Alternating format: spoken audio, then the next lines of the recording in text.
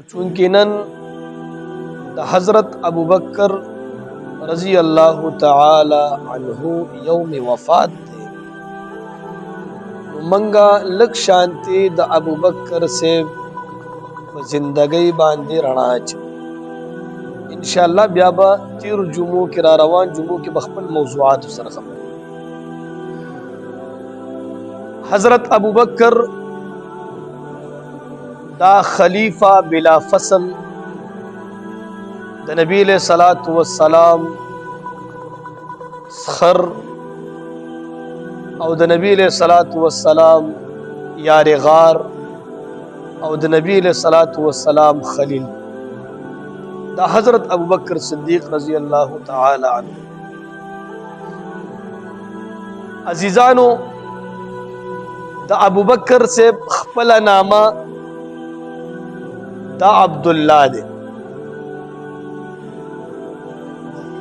और कुनियती अबू बकर दे। यव रिवायत की दार अजी द खपला नामा अब्दुल काबवा मुसलमान श नबी अलैहिस्सलातु वस्सलाम मिनुम अब्दुल्ला की खुशबू कुनियत अबू बकर दे। खुदायात साथी द अबू बकर से जुई बकर नो कुनियत अक्सर द जुई पनामा बांधे सड़ेक दी लकद जुई बकर नामई अबू बकर शी द बकर जुई द जुई हुजैफा नामई नुप्लारी अबू हुजैफा बजान मानी की नु द अबू बकर रजी अल्लाह तआला अन्हु जुई बकर नो खुदा कुनियत ज़का और तखलगु के खुस्तलो अबू बकर चे दा पा आग ज़माने जाहिलियत किम देर बेहतरीन सड़े हो और दा ज़माने जाहिलियत किम ख आदतुन मालिको ज़का और तखलगु अबू बकर वेल। अलकाबात दो अलकाबात यो सिद्दीक़ो यो अतीक़ो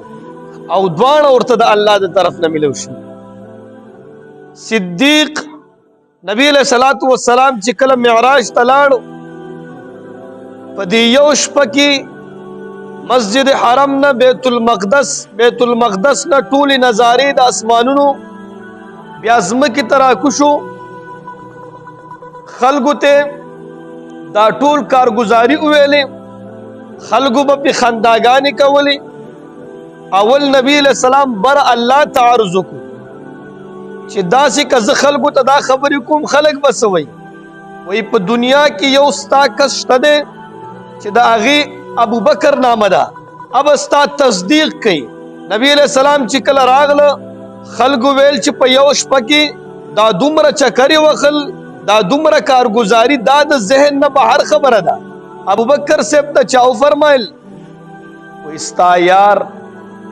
नऊज़ु बिल्लाह ले वने शवे दे वही पयोश पकी दा दुमर हालात दा बयानी दा मा कतली अबू बकर रजी अल्लाह तआला अन्हु फरमाइल कदा जमा यार वही नु दा बिल्कुल रिश्ता हो कदा जमा यार वही नु दा बिल्कुल रिश्ता हो। तो अबू बकर रजी अल्लाह तआला अन्हु अगल तन सिद्दीक लक़ब और तमिलो यव लक़ब अतीक और तकल मिलो शवे दे अतीक और तद पैदाइश पे वक्त की मिलो शवे। अबू बकर रजी अल्लाह तआला अन्हु पैदाइश दाप 573 ईस्वी की शवे दे दाद नबी अलैहिस्सलातु वस्सलाम ने यौनिम काल कशरू और वफाती 2532 ईस्वी की शवे दे। अबू बकर रजी अल्लाह तआला अन्हु द प्लारनुम उस्मान इब्न आमिरो अबू बकर रजी अल्लाह तआला अन्हु द प्लारना और द मूर द तरफ न द्वाणु तरफ न चिकम दे दा कुरैशियु और नसबी नबी अलैहिस्सलातु वस्सलाम तो पशपगम नस्ल के रसीदलो द प्लारनुम उस्मान इब्न आमिरो मशहूर पा अबू कुहाफा बांधियो अबू कुहाफा और तखल गुवेली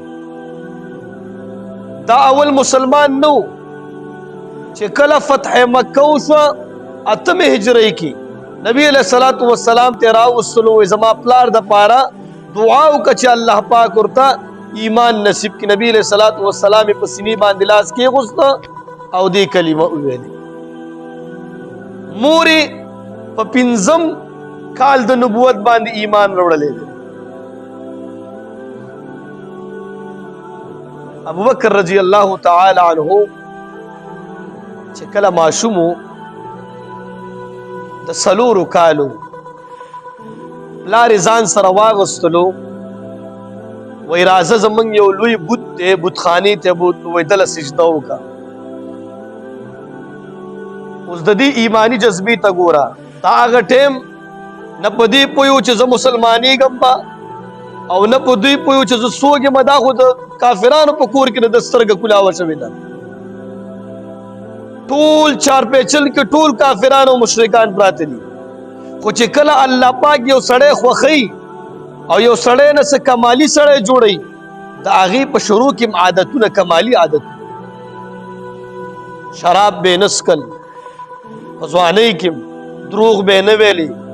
زنا یې نه ده کړې. دا هغه کمالات دي چې د دې د وجې نه الله پاک هغه سړی مخکې خلکو ته پیشوا جوړوي نو هغه ماضي چې کوم دی صفا جوړوي. 4 کالو بتخانې ته راوستلو وای دا زمونږ لوی بت دی بچیا وای دله سجده وکړه. 4 کالو ماشوم څه شي ده ورته وویلې دې بت ته وایي اوسه وای زما جامې نشته ماله جامې راکړه وای زما خوراک نشته ماله خوراک راکړه. دا سوالاتو ته ګوره وای زه تا په کاڼي باندې ولم که ته خدای نو ځان بچ کرای. ماشوم ورته وایي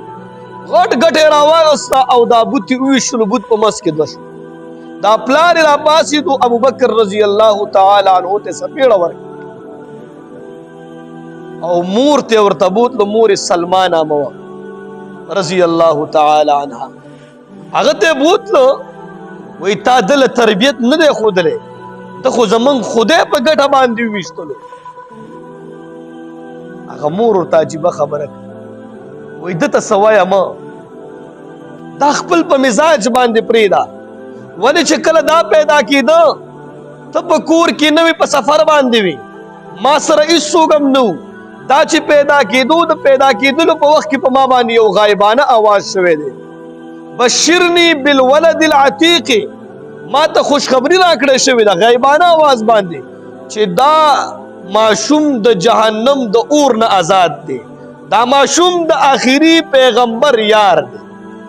وایي دله څه وایه مه وایي دا د پیدایش په وخت کې ما د اواز اورېدلی دی. پلار یې پرېغوستو بس نه مني څه پکې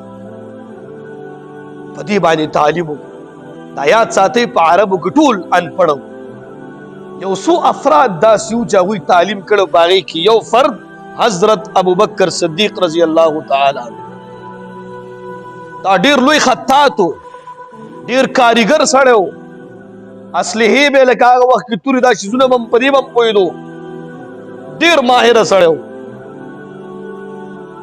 چې کله د 18 کالو شو د نبي علیه الصلاة والسلام د اخلاقو نه متاثره شو. یو روایت کې دا راځي یو کتاب دا لیکي وایي د ماشوموالي نه د رسول الله مبارک دوست ځکه عمرونه یو عمر و 1.5 کال فرق و. یو تاریخ کتاب لیکي چې 18 کال عمر کې او د نبی علیه السلام 20 کال د عمر و. وایي د نبی علیه الصلاة والسلام د اخلاقو د وجې نه د دوی خپلو کې دوستانه پیدا شو. اوس دله دا پته نشته چې دا پیغمبر دی او دله دا پته نشته چې دا زما اول یار دی او دا به زما سخرم جوړېږي. دا اوس دوی له پته نشته. دوی ډېر سفرونه کړي دي شام طرف ته ځکه چې ابوبکر رضی الله تعالی عنه هم ډېر لوی تاجر و د پلار هم لوی تاجر و او نبی علیه الصلاة والسلام هم تاسو ته پته ده د 25 کال عمر نه کم و چې تجارت دپاره تللی. دوی خپلو کې تجارت هم کړی دی. یو وارې ابوبکر رضی الله تعالی عنه خوب ګوري. اوس نبی علیه الصلاة والسلام د نبوت دعوه کوي دې نه لږه موده وړاندې خوب ګوري. په خوب کې وایي زه ګورم سپوږمۍ 2 ټوکړې شو یو ټوکړه یو کور ته پرېوته بله ټوکړه بله کور ته پرېوته بیا دا دواړه یو ځای شو زما غېږې ته راغله. وایي زه ډېر زیات پریشانه شوم. هغه وخت کې چې چا تعبیرونه ویستل وایي زه هغه کس ته لاړم ورته مې ویل چې ما داسې خوب لیدلی وایي تا دپاره د خوشخبري وي ته به د آخري پیغمبر یار جوړېږي او آخري پیغمبر راتلونکی دی او ته به په ټولو یارانو کې تابعدار یارې ټولو یارانو کې به افضل یارې ستا هغې کې ته الله راوستی چې کله دا خوب ولیدو څه موده پس نبي علیه الصلاة والسلام د نبوت دعوه وکړه اوس نبی علیہ الصلوۃ والسلام د نبوت دعوه کوي ابوبکر رضی الله تعالی عنہ ډایرک ایمان وروړي ایمان څنګه وروړي د خدیجه الکبرى رضی الله تعالی عنها یو وراره دی حکیم بن حزام نامه ده هغه ناستو ابوبکر رضی الله تعالی عنہ سره یو ځای ناستو دا خدیجه الکبرى رضی الله تعالی عنها یو وین زراغله او دته وی چې ستا ترور خدا خبره کوي چې زه د موسی علیه السلام په شان د پیغمبر یم ابوبکر رضی الله تعالی خوا کې ناستو هغې واورېدو چې دا خو زما دوست دی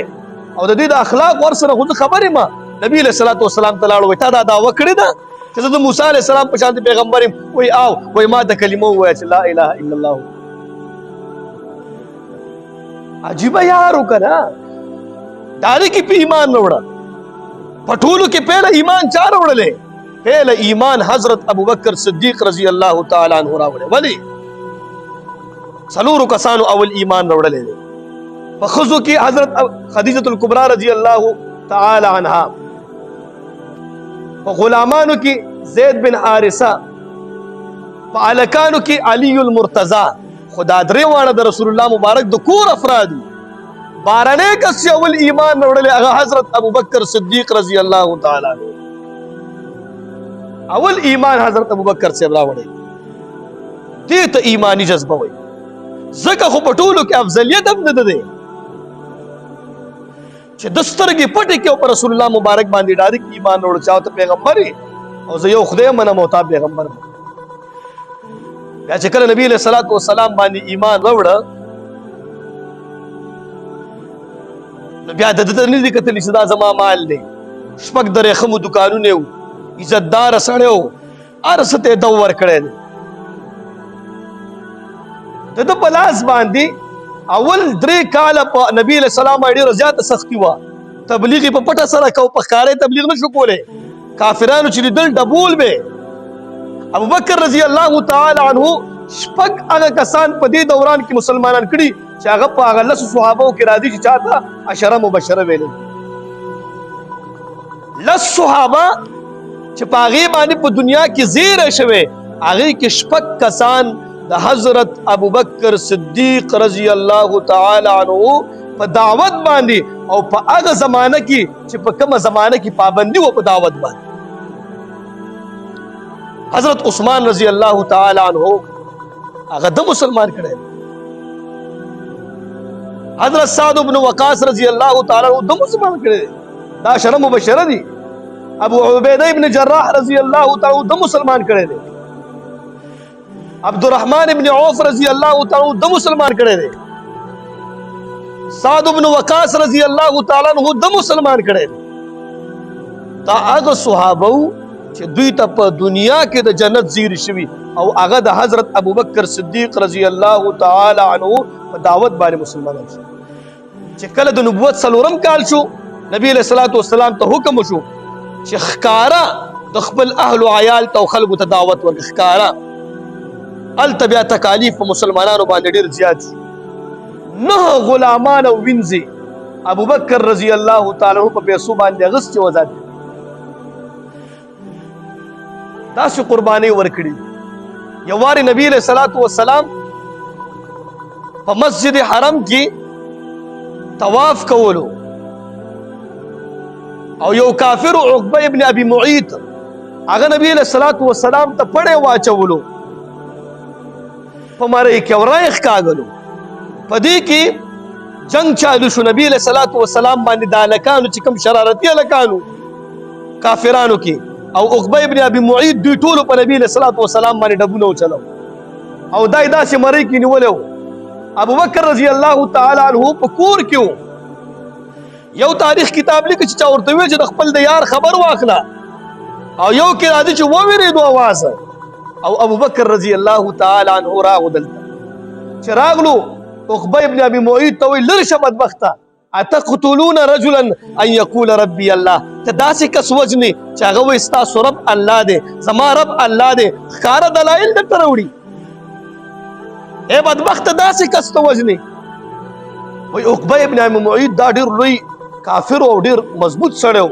وایي د نبي علیه صلات وسلام پرېښستلو چې دا څنګه کس را پیدا شو چې ما له سر راښکاره کړو او په ابوبکر صدیق رضی الله تعالی عنه باندې را باندې دا دومره وواله عایشه رضی الله تعالی عنها فرمایي وایي چې کله کور ته راوستو موږ به چې د خپل د پلار ویښتو ته ګوتې وړلې وایي سر ته به م ورته ګوتې وړلې ویښته به یې وتل دومره مضبوط واله بېهوشه پروت و چې کله هوش کې راځي هغه ښځې ورته ناستې دي چې هغه لا مسلمانان نه دي مور یې لا مسلمانه نه ده ورته وایي دا تا په ځان باندې څه وکړه ته خو ډېر عزتداره سړی وې د دې سړي د پلاره نعوذ بالله ته بېعزته شوې دا ورته وایي ما له دا ووایه چې زما یار حضرت محمد صلی الله علیه وسلم څنګه دی دا بېهوش هوش کې راځي د نبي علیه السلام پوښتنه کوي هغه ښځې ته پاڅېدل وایي دا څنګه سړی دی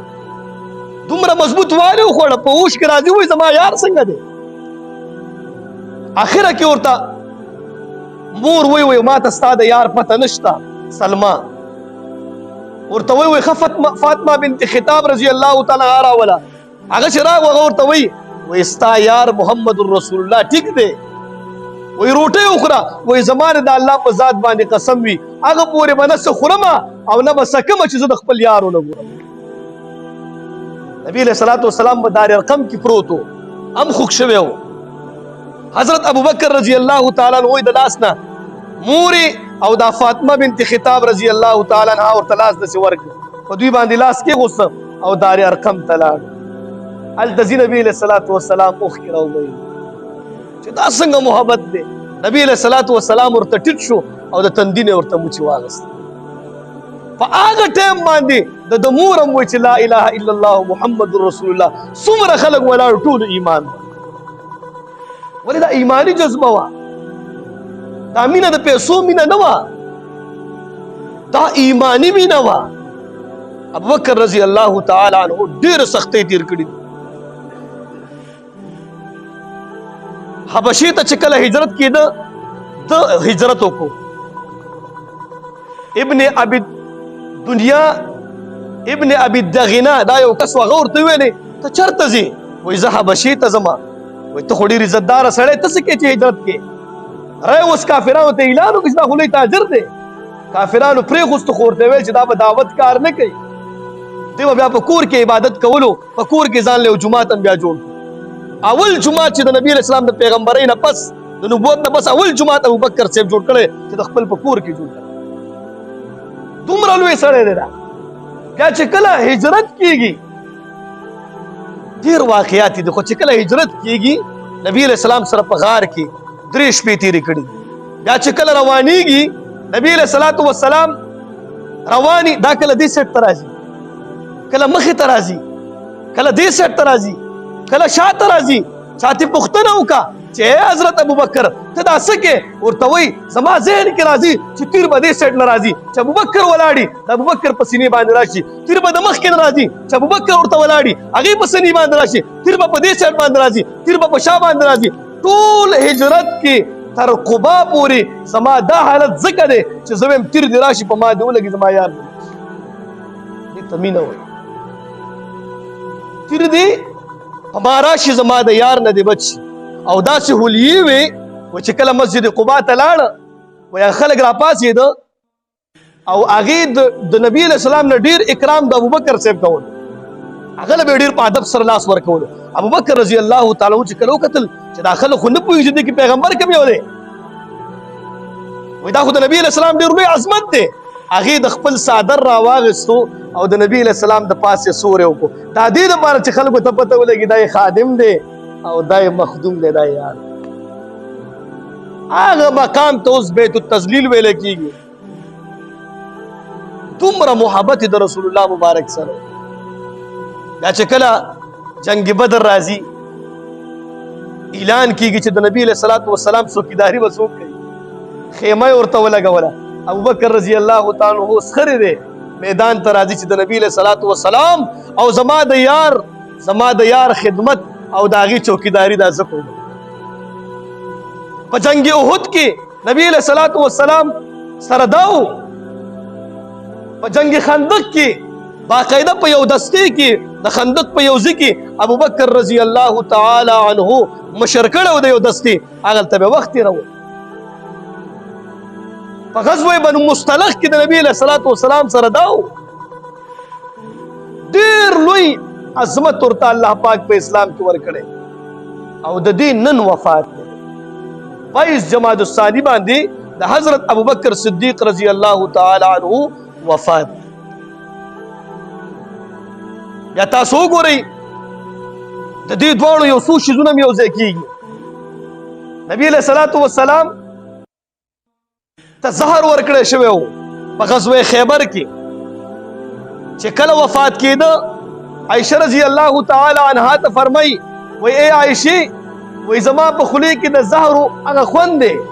چې کوم په غزوه خیبر کې شوی دی ابوبکر رضی الله تعالی عنہ چې کله وفات کېده دا غار سور کې هغه مار چې چلو 100 سال هغه د رسول الله مبارک انتظار کړو او دور د خپې خوا هغه مار چې چلو نو ابوبکر رضی الله تعالی عنہ چې کله وفات کېده هغه ویل چې زما په خوله کې دا غزا خوند دی وفات مې اورنګ دی نبی له صلوات و سلام چې بیمار شو تبه وا او په سر دړو حضرت ابوبکر رضی الله تعالی عنہ چې بیمار شو په سر دړو تبه نبی له صلوات و سلام وافتی بیماری تیر کړی دا 14 دن حضرت ابوبکر رضی الله تعالی عنہ 14 دن بیماری تیر کړی نبی له صلوات و سلام د پیر په ورځ باندې وفات دی حضرت ابوبکر صدیق رضی الله تعالی عنہ د پیر په ورځ باندې وفات نبی له صلوات و سلام د وفات نمخ کې ابوبکر سے مخ کې کو او هغه خلیفہ جوړ شو او ابوبکر رضی الله تعالی عنہ عمر سے مخ کې کو هغه داغې نه پس خلیفہ جوړ چې کله وفات کیږي سوي بیمار ډیر زیات د وفات ټیم چې راغلو وای تاسو به زما کټ د نبی له صلوات و سلام سره خوا کې کېدی او आवाज به وکي چې ستا یو خادم راغلی دی او هغه اجازت غواړي ستا سره خوا کې ته ورته ځای ورکې او که نه ورکې دلته یو عقیدې طرف ته اشاره کوي هغه عقیده دا ده زمونږ عقیده ده چې الانبیاء احیاء فی قبورهم یصلون پیغمبران په قبرونو کې ژوندي دي منځونه کوي عبادتونه کوي ابوبکر رضی الله تعالی عنہ فرمایي وای چې کله ما بوزي आवाज مو کې نبی له صلوات و سلام ته چې ستا یو خادم راغلی دی او هغه خادم دی دا وای چې مال دلته ځان سره ځای راکا نبی له صلوات و سلام د قبر نور ته आवाज کیږي چې ملو کوي ادخل الحبیب الى الحبیب حبیب د حبیب سره ملو کوي دوست د دوست سره ملو کوي بالکل اجازت دې د پاره نبی له صلوات و سلام وفات دی او आवाज راځي چې ملو کوي خلیل د خلیل سره تاسو عجیب یارانه و ټول زندگی د نبی له صلوات و سلام په خدمت کې تیر کړي هغه هستی په 22 جمادی الثانی په نن ورځ باندې 22 جمادی الثانی دا په دې باندې د وفات شوی الله پاک دې زمونږ د طرفه او د ټول امت د طرفه د دن راضي شي او خدای پاک دې زمونږ د طرفه د ټول د امت د طرف نه د اجرونه ورکړي او الله پاک دې د په نقش قدم باندې موږ ټول روان کړي او الله پاک دې د حضرت ابوبکر صدیق رضی الله تعالی عنہ په شانتي موږ تابعدار جوړ کړي موږ د نبی له صلوات و سلام د سنتونو خادم جوړ کړي واخر دعوانا ان الحمد لله رب